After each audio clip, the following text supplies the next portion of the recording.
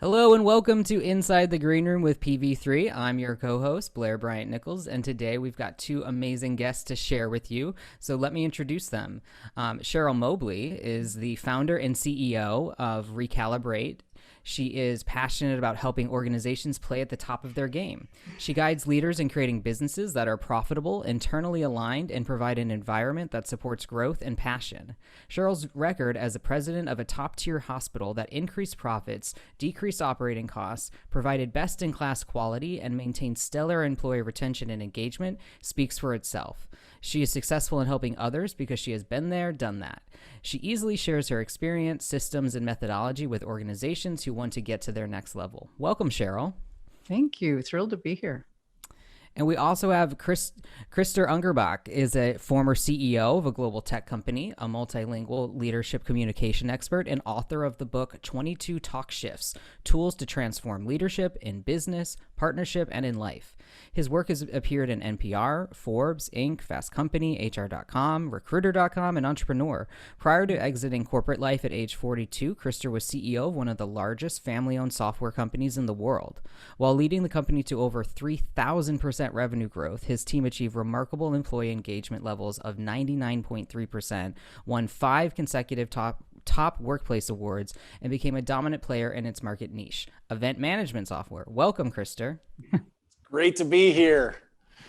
Awesome. Now we got the intros out of the way. You guys both have amazing resumes, and I'm excited to dive into your background and get up to speed with what you're doing now. But why don't we kind of start with where you began? And Cheryl, I'm going to kick it off to you first. So I know you came out of the healthcare world, but how did you get started, and how did you get to president of a top-tier hospital, and what decided, where did you make the decision to kind of leave that and start going out on your own to help other businesses and entrepreneurs?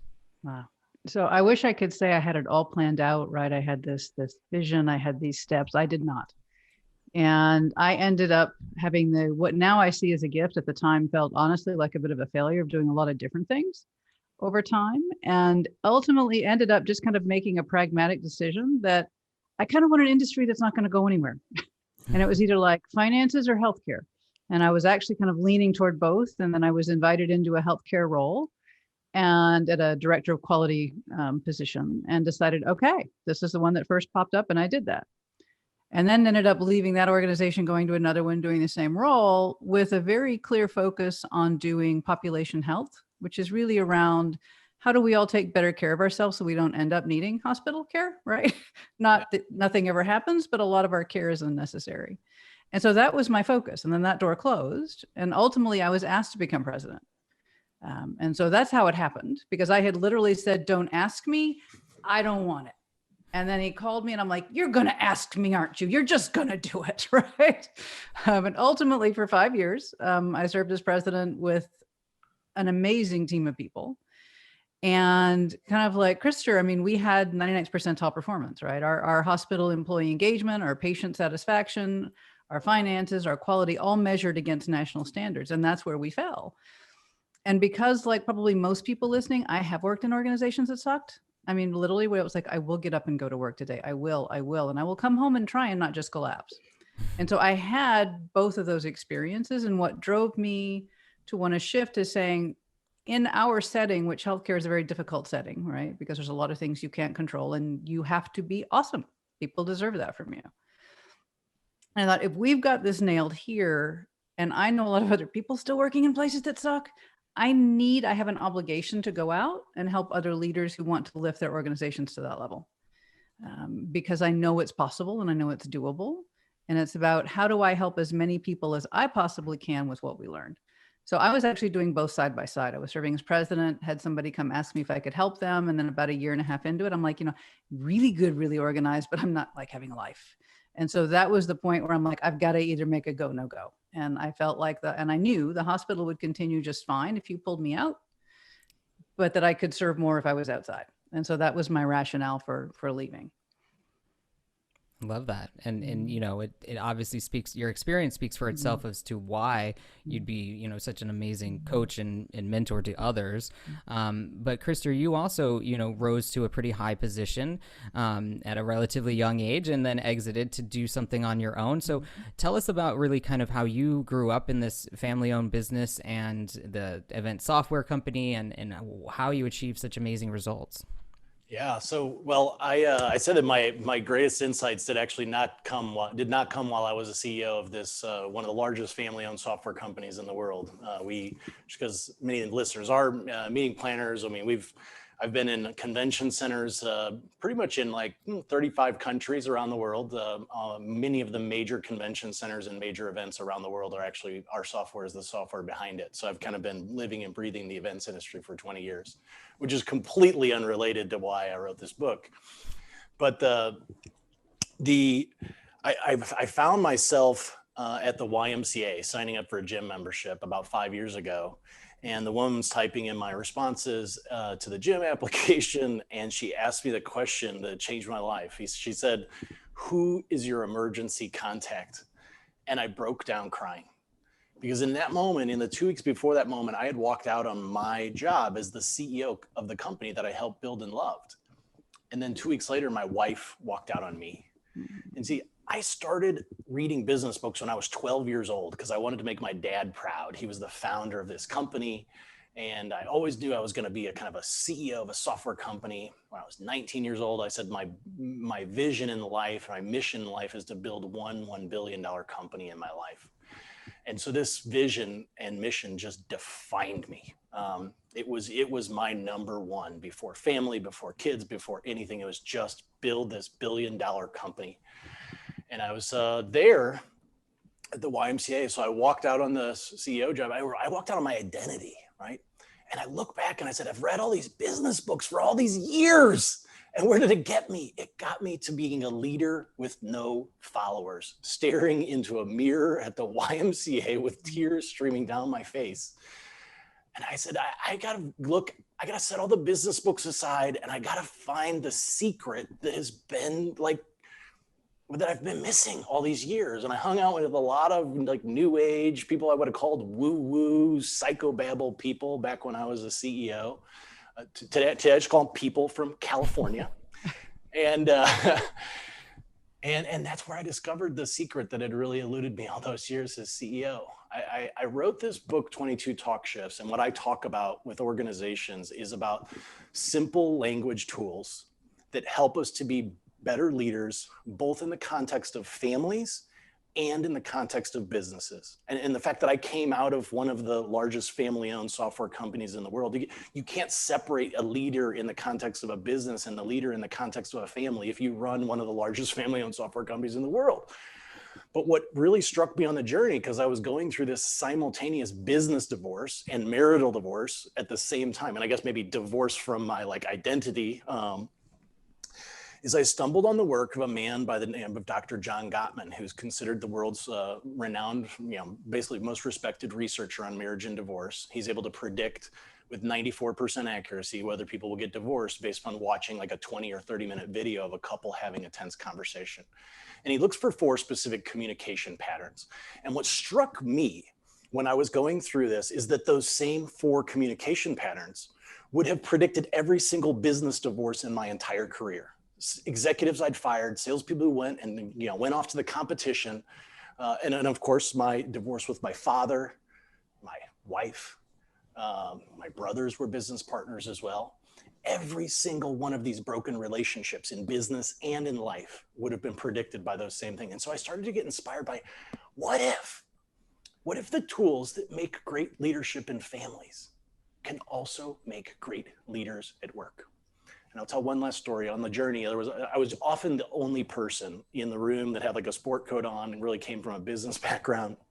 A lot of people kind of seeking their life mission, a lot of therapists, new age healers and things like that. And there were 2 marriage counselors, a husband and wife team who had been, between them, they had 75, maybe 100, not 100, hopefully they won't listen to this. I think that 80 years of marriage counseling experience under their belt. They were basically retired. And I asked the woman, I said, keep in mind, I was still going through this divorce. And I said, what are the things that women say on your couch over and over and over again for the last 40 years? She told me 5 things. What struck me is 4 out of those 5 things that if you replace the word husband and you replaced it with the word boss, they are the exact same things that employees would say about their boss if they have a frustrating relationship with their boss. And so I said, what if the things that make for happier employees, the language and the communication patterns that make for happier employees, could also make for happier wives and stronger families and better marriages? And that was fundamentally the vision behind this book, 22 Talk Shifts. I love that. I love how you both have kind of taken your experience and kind of looking for what might be next in your career, and then, kind of dug in and then, translated that into something completely different and new. But I want to circle back and talk about kind of the importance of communication and relationships and how that affects leadership and organizations.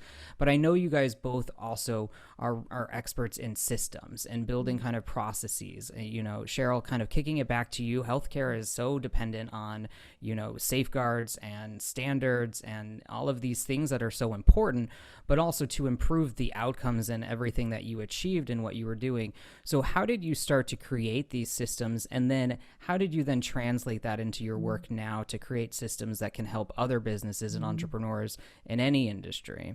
No, that's great. So we were part of a very large multi-hospital system. So at the time that I was there, I want to say there were 15 hospitals total, of which we were one. And so when you serve as president of a hospital, you obviously have to run your hospital, right? Which are hard to do, but you're also expected to perform at the system level as well.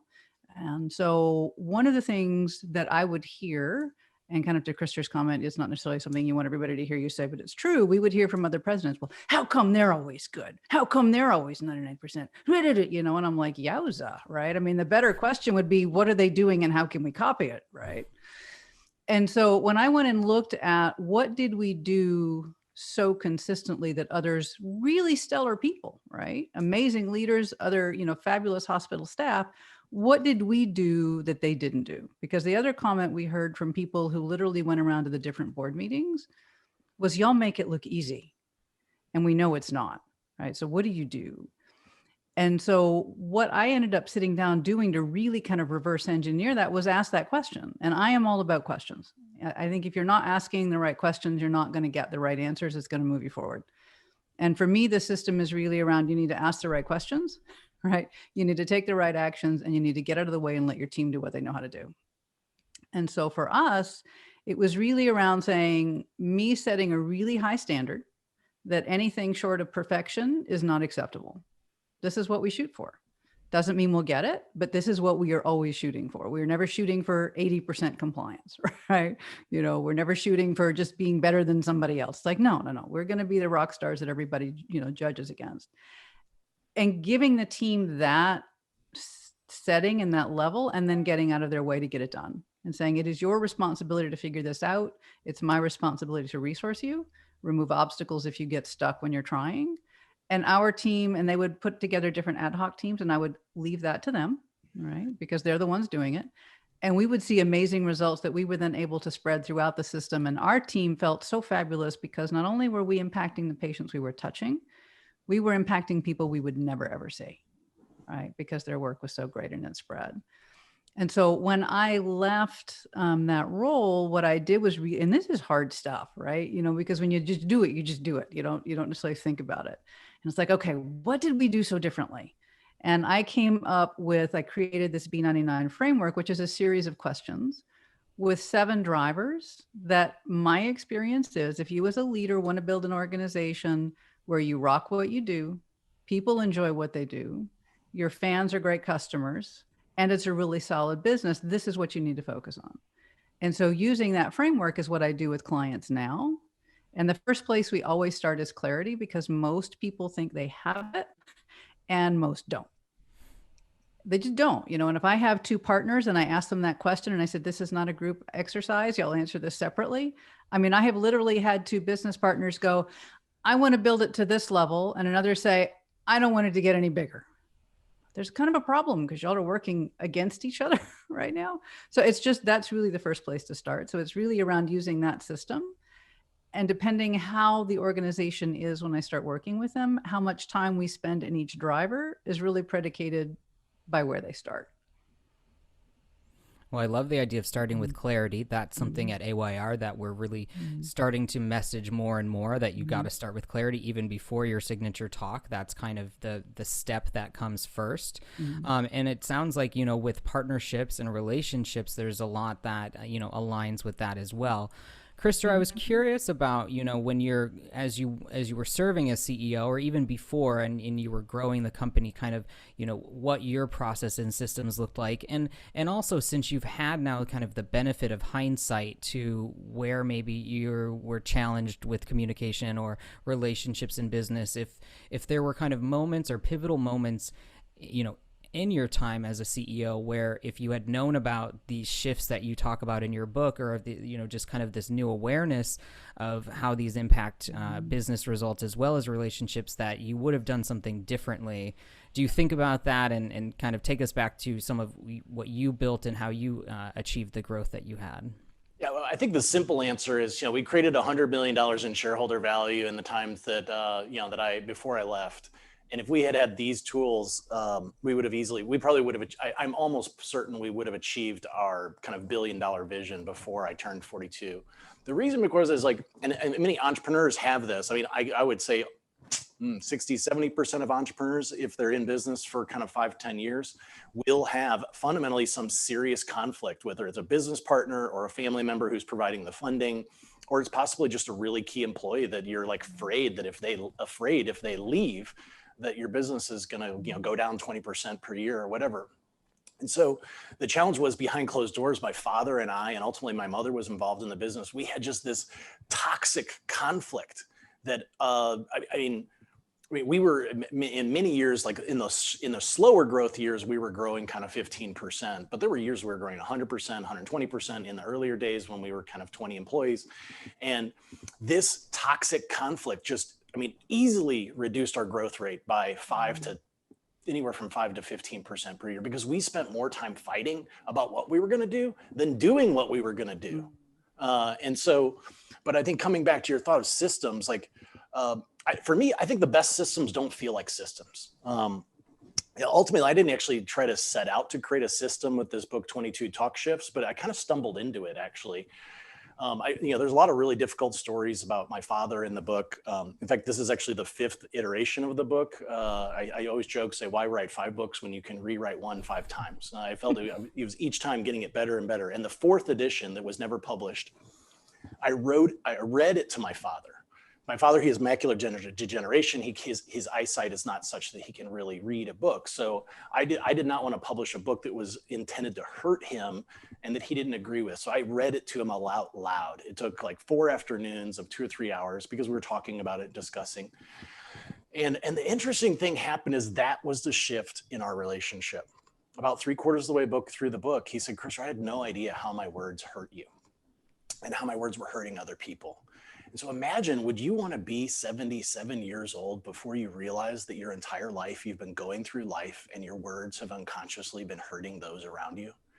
And so this is what inspired me to rewrite the book yet again. I was fortunate to have around me some of the best people behind over 100 New York Times bestsellers to really shape the final version of the book that was published. And we really threaded the needle between this thought of relationships and business, where there are stay-at-home moms who don't even work, who've never worked in a corporate world, who are like, wow, this is a really powerful book. I'm using it with the kids. I'm using it to transform my relationship with my husband, who's often an entrepreneur or a successful executive. And the reason why it is, and ultimately this system of how a proven process for transforming a relationship between two people, could be a boss, could be business partners, could be a parent and child, or husband and wife, it emerged. I said, well, how could I recreate this situation I did with my father? And initially I was like, well, maybe I can convince couples to read it to one another. And I was like, yeah, that's probably never going to happen, right? And so what I did is, there are 2 things. People who are just reading it as a business book, every single chapter, when you buy the book, you actually get a license to actually share individual chapters with other people in your life. So how often have you read a book and you get to chapter 5 and you're like, oh, my boss needs to read this one chapter, or my spouse needs to read this one chapter. You can just send that one chapter to them, and we actually have conversation scripts that you can use to actually use that one chapter to pull them into the book, to actually engaging in creating a talk shift in your communication or your team or your company or your family together. Now, if it's outside of a professional context, in a family context, what we're doing is something is actually really groundbreaking. I've only met one other author who's done it, is we're doing a video book. And so imagine, I actually just talked to one of the readers. Her name was Ashley from Michigan. She's an entrepreneur. She found a Facebook ad and she sent me an email. She thought, oh, that's an amazing book. I said, let's jump on a call. I'd love to hear your experience. And I said, well, have you read it with your husband yet? And she goes, he doesn't read. He's not a reader. I said, well, you know what? That's why we got the video book. You can sit your kids down. If you're teenagers, you can give them the gift of a talk shift, of a way to communicate for the rest of their lives. And what it'll do is it will help you to transform communication with your spouse. And if your spouse works, then of course everyone can take those skills back to work as well, to grow their businesses and grow their careers more quickly. And so that for me is this system kind of evolved. Admittedly, yesterday I just hired some developers. I feel like I'm like, we're getting the band back together, because there's a bunch of some of the best software engineers I've ever worked with. I've got a couple of patent attorneys lined up, and we've got some things that may, knock on wood, may actually transform how books are consumed, that may come out maybe as early as the first quarter of 2021. And part of the problem, because there are meeting planners on this, that we're trying to solve, you hire a keynote speaker, maybe you buy 500 books for the 500 people in your audience, you give them to everybody in their, their bags, back in the physical event days. And how many of those people actually read the book? 50, 25, 100 maybe? What if you could actually create a situation where the people who are inspired to actually read it and actually create a viral movement within your organization using a keynote and the book associated with that keynote to create a viral, grassroots, ground up swell to change communication in your organization? That's fundamentally the technology that we're working on, which, as I said, may or may not happen, still early days. Yeah, well, that's very exciting. I'd love to hear what you're up to, and this is why we love having our, our speakers who are also growing their business through speaking on the podcast, because you guys have such creative, innovative ideas. You've done such amazing, different things, and I think that's really what the end game for a lot of keynote speakers, or what a lot of keynote speakers aspire to do, is really make an impact. And I've talked about it on the show before. It's really difficult for, I was a speaking agent for years. It's really difficult to say what the ROI of bringing in a speaker is going to be. It's almost impossible. They might get great reviews and they might, really impress the CEO, but other than that, it's hard to quantify really what effect it has. And the folks who are successful are the ones that seem to really make an imprint on a company. Maybe it's through their book or something else, the course, or their ongoing consulting. But, that's where, a lot of people want to go with their speaking. They want to make an impact like us. We want to have an impression on 1 billion people by a certain, moment in time. Cheryl, I know that you're working on a book as well, and both Cheryl and Krister, I want to get into more specifics on your learnings and what your advice is for entrepreneurs and business owners. But tell us a little bit about the book you're working on, Cheryl, and what you've learned interviewing these leaders all over the world, and what are some of the key attributes of leaders that that are starting to come to life for you as well. Yeah, so the book was never my thought, which is now wrong, right, is that my first book would be about the B99 model, right? Because it is, when people see it, they're like, wow, this is amazing. And one of the people that I've worked with, she goes, I look at this every day. It's on my desk every day, right? And then to the conversation y'all been having, it's also relevant for a human that doesn't lead other people, because at the end of the day, you choose to either lead yourself or not, period. You may have the responsibility and the gift of leading others, but the questions can certainly be tweaked, depending on how you look at them. So that was going to be my first book. But I took a safari vacation last year, but it was a horse safari in South Africa. And I didn't even know that was a thing. And you obviously have to be an experienced rider, because otherwise you're like a buffet, delivered, right, to someone else. You don't think you look like a really nice dinner. And so on the first day, we were given a list of rules, things to do and not do, like listen to your guide, period. Don't ask questions, just do it, right? Or stay really close, or stay side by side, whatever the rule may have been. There was about 13 of them. And so I was thinking, well, wow, that's really interesting. And then I'm also a photographer. So we're out on the first ride and I'm thinking, oh, well, this would be kind of cool, about the leadership of the guide, keeping us all safe. And as the team, what do we have to do? And then literally by the end of the first day, I'm like, no, this is going to have to be a book because there is just so much. And I can echo Krister's comment, we had an amazing hospital. So we as a team and all of our people obviously did a lot of things right. But I'm like, there is always so much more to learn. You can always be better, which will either excite you and pull you forward or make you have a psychotic episode, right? I mean, there's not a lot in between.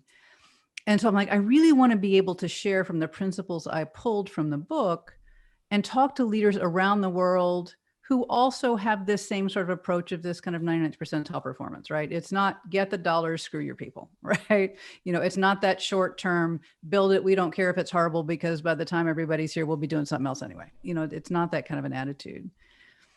And so the book is called Face to Face, 12 Leadership Lessons from a South African horse safari. And each chapter begins with just a straight up story of our experience, whether it was the rhinos or whether it was, a horse having some issues, whatever it might have been, it's just a straight up story. And then I pulled a principle from that and then interviewed leaders. And I have to tell you, I way underestimated how much work that was going to be because I'm thinking, oh, well, half an hour to interview them and I'm like, oh, no, because they had so much richness. It's like, how do I parse them out among the book? Because I talked about 25, 30 different leaders. And I intentionally wanted people across different organizations, different roles, different levels, different countries.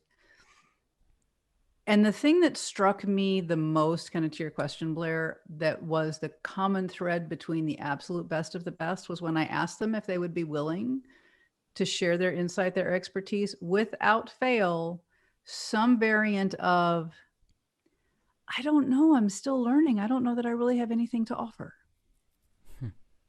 And it was that sense of, if this is a journey, you don't arrive. And so it was really, really striking how I heard that over and over and over again. And when I've had other people, I'm now on the editor has it back for the second time. Right? So we're getting close to the end and I can't wait to be where you are, Krister, and having it out and done. But it's just been really fascinating to see the feedback from people because the comments have been, there's so many really amazing insights in this book. And there's a few that are like, well, yeah, but most of them are really cutting edge. And they're like, wow, I could go do that. I could go add that. And I know the hospital would have been even better if I had the benefit of some of the things that I have learned from these leaders, and with their graciousness and their willingness to share. And so it has been an amazing experience. Like I said, the most common thread is, it is a journey and I don't know that I'm worthy to share anything with you. And those are the ones that are the best. Absolutely.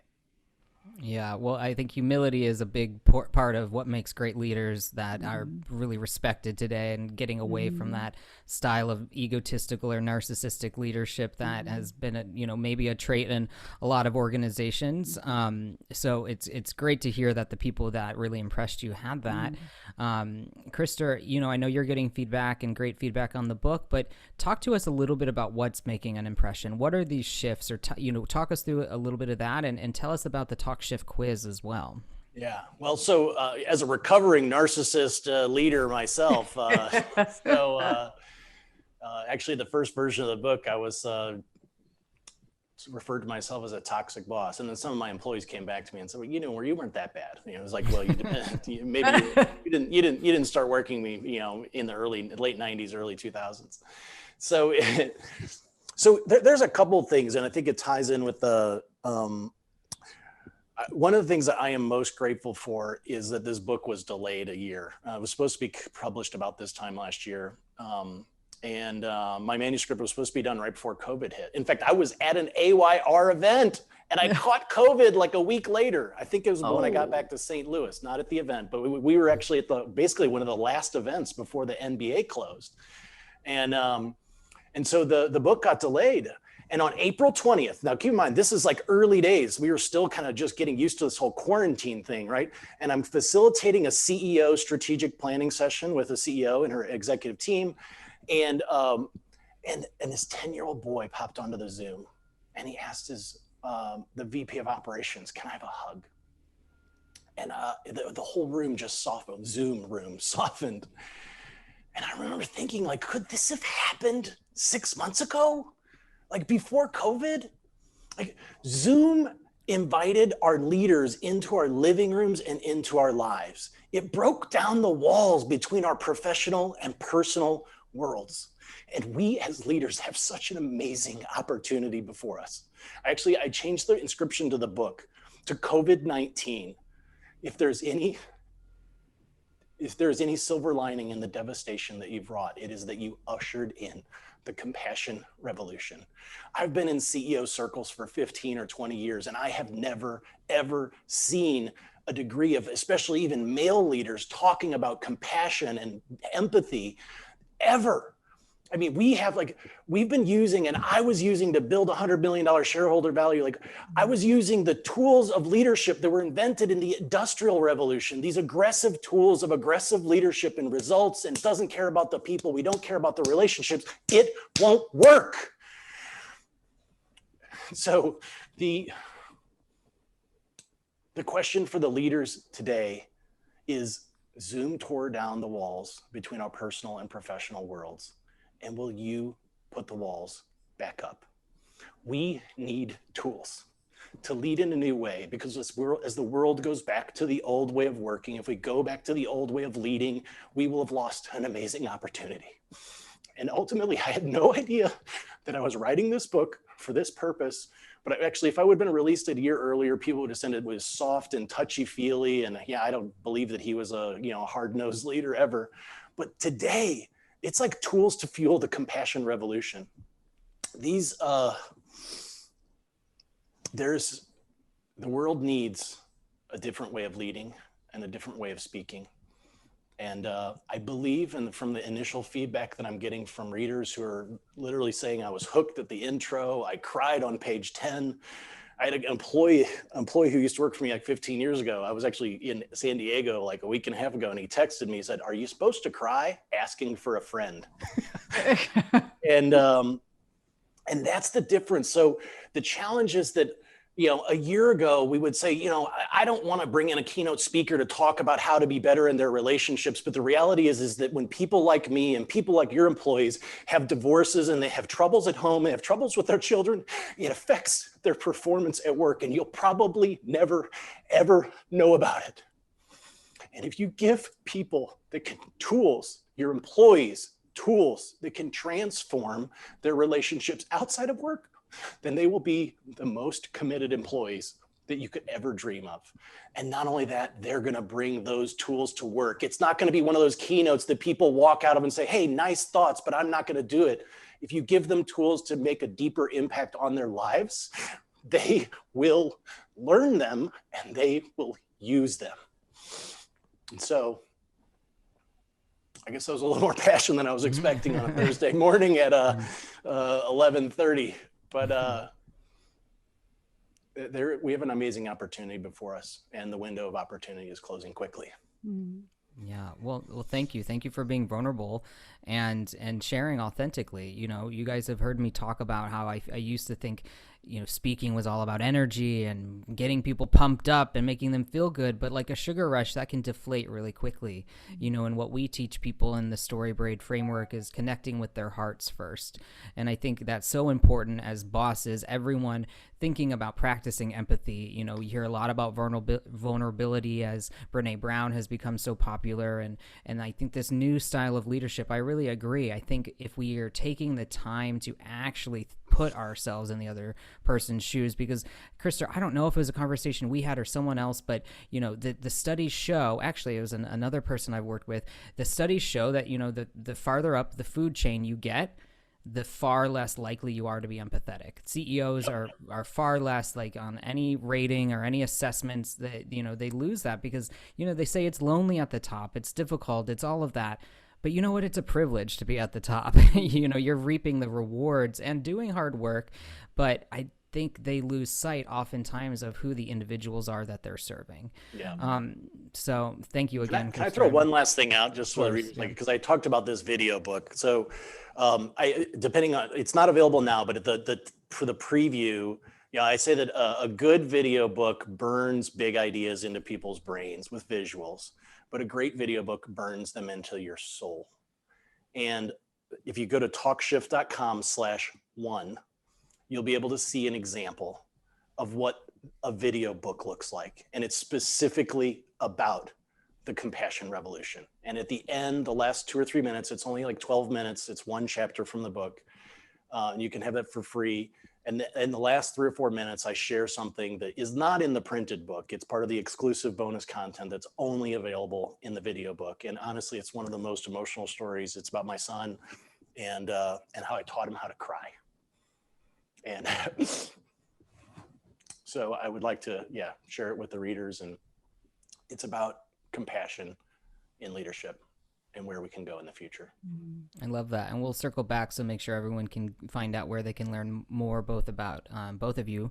But Cheryl, I wanted to give you a chance to respond and see your thoughts on whether you see vulnerability and empathy signaling a change in leadership. It sounds like the leaders that you talk to are really impressive and humble, so I imagine that they have some of these same qualities. But how do you think that's impacting leaders nowadays, and where do you think that plays a part in your methodology and your research? No, that's a great question. So one of there's going to two answers. One, within the framework, one of the drivers is communications. But the question I have for the leaders is, do your people trust you? Right? Because if I'm sure everybody's had this experience, you have a leader that you trust. They can tell you hard stuff. They can tell you easy stuff. They can tell you we don't know stuff. And it sits inside of you one way, right? Because at the end of the day, you have to make a decision what you do with that information while you still try and show up at work, show up well for your family, show up well for yourself, right? And then you have people that may have had somebody write the script for them, right? It may look wonderful, but you don't trust them. So the more they talk, the worse it gets. Right? It's like the more you say, the less I trust you and the more I walk away from you.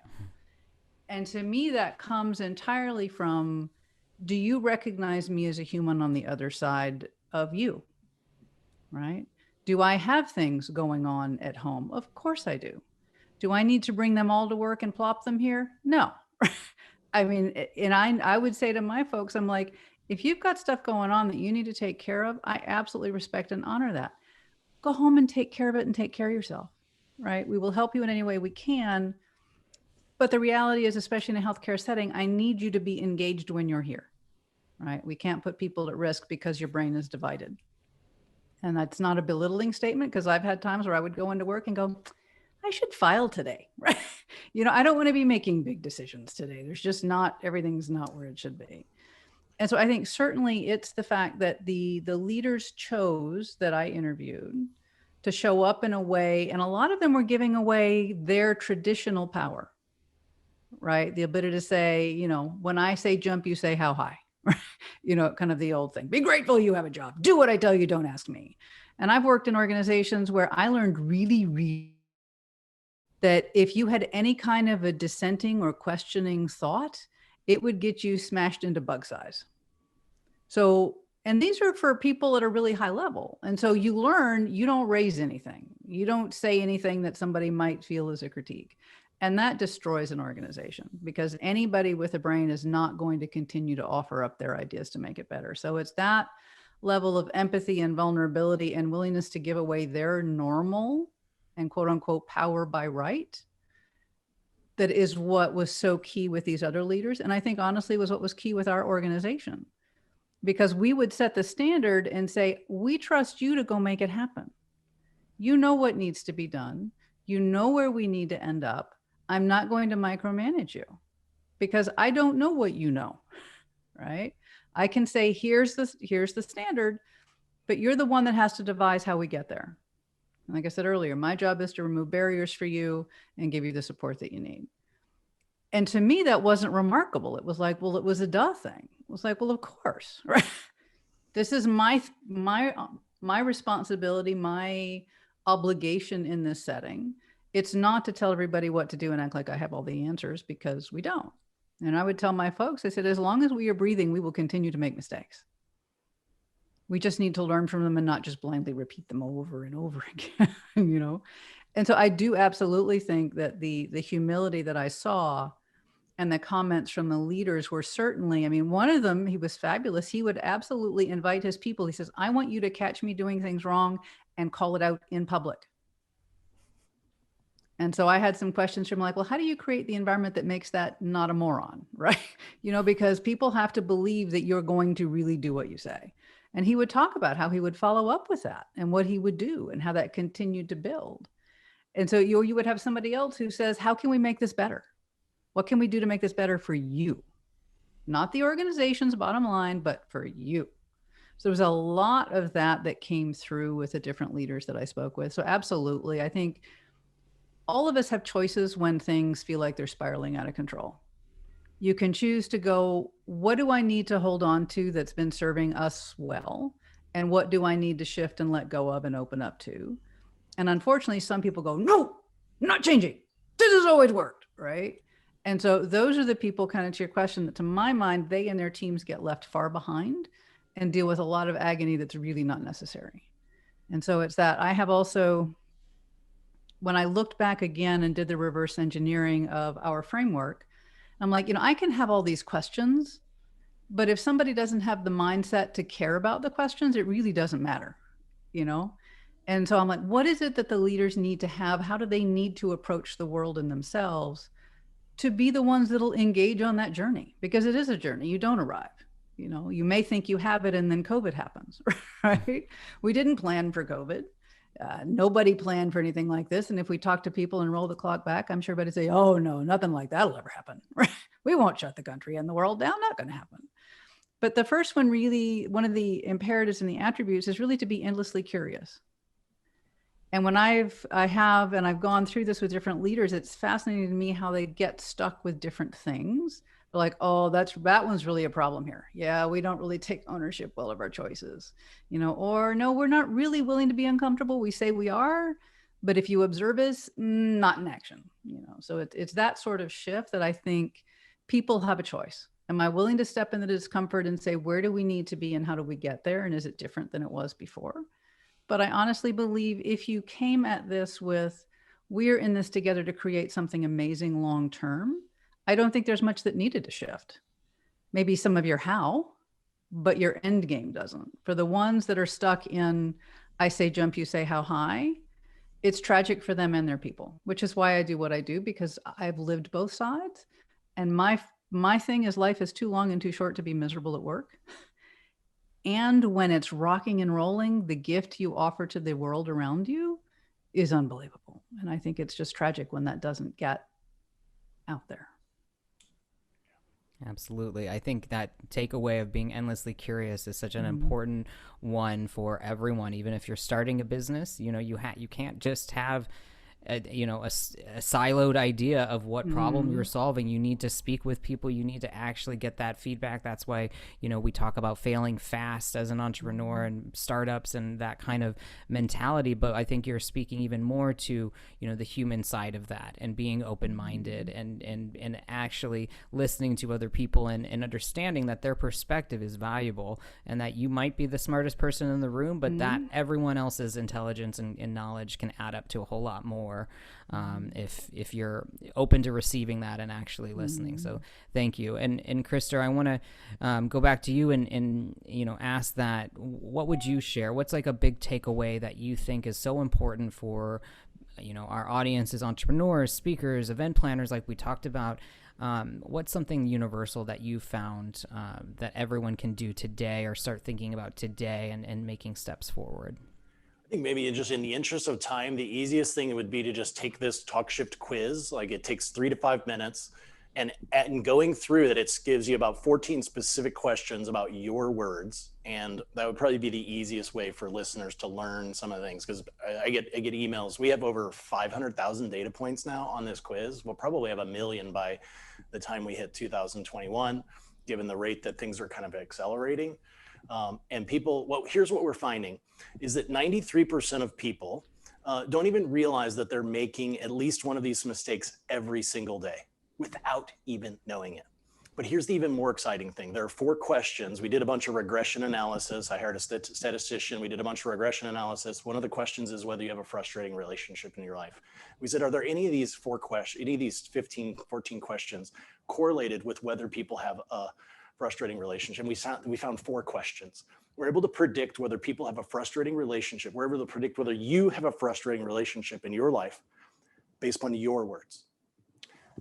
That's really important because most of us think that the reason we have a frustrating relationship is the other person's words, whether it's a spouse or a parent or a boss or a coworker. And what we don't realize, and what our research is showing, is that the answer to shifting frustrating relationships is simple. There is hope. Change your words. And fundamentally, just by taking the quiz, you'll get some of those examples of some of the simple little words changes you can do. I'll give one because it's so easy and so quick. Every single one of your questions from this moment forward start with the word what or how. Eliminate all questions that start with are you, did you, have you, done you, and start observing the questions that other people ask, because all those questions are often typically solutions disguised as questions. If I say, what solutions have you considered? Don't even use the word why. Forget the 5 whys, Toyota, whatever, the guy who created that. It was in 1934 he created it. It needs an upgrade. Say, tell me more instead of why. But say, what have you considered? What's standing in your way? What obstacles do we need to overcome? How can I help you? How long have you been thinking about this conversation? All questions start with the word what or how. That's one of the 14 questions on the quiz, but there's a couple others that you can kind of get through the questions. You can find, and then we'll give you a sample of how you compare with the other 500,000 data points we have. Admittedly, like 80% of the people fail the quiz. I even still make these mistakes on a daily basis because our language is so unconscious. And that's what I learned when I had to learn to lead. I didn't even mention this on the, I had this fortunate opportunity to learn to lead in French and German as an adult. After September 11th, I opened businesses in Europe. And what I found is that while I was super conscious when I was learning French and German, I never actually applied some of those same principles that I learned to my native language, English, because it's just unconscious. And so we make these mistakes all the time. If you get through the book and you get to chapter 13 and there's not at least one chapter that you want to share with somebody in your life, then you can get the money back. And the important thing is what you'll find is when you start to see these talk shifts, they're so simple. You will see them around you in your words and the words of those around you. You'll see them every single day, possibly even every single hour. And that's how powerful they are. That's incredible. And where can people take the quiz, and where can they learn more about you? Talkshift.com/quiz. Okay, fantastic. And Cheryl, where can our listeners learn more about you and your work and pay attention for when that book is coming out? Yes. Mm-hmm. So for us, it's reCalibrate.today. And if they're curious, they can go, there's a tab for B99, and then they can go and actually download a little bit deeper dive into kind of the questions and the thought behind it. So. Fantastic. And we'll include those, of course, in the show notes. Guys, if you didn't catch that, go ahead and check that out, and make sure you take those quiz and sign up for what both of these incredible leaders have to offer, because they're going to be sharing thought leadership, I'm sure, frequently on all sorts of different platforms. So I want to thank you again, Krister and Cheryl, for joining us today. It's been a fascinating discussion that I hope has been valuable for all of you. You've been joining us inside the green room, and we are live in Your Events Matter. So if you're a meeting planner or event planner, please join our Facebook group, Your Events Matter, so you can join us in our next live discussion. You can always find out more and check out our resources at InsideTheGreenRoomPodcast.com. And you can learn more about Krister and Cheryl and other amazing speakers at EliteSpeakersAgency.com as well. Thank you again for joining us, and we'll see you next time.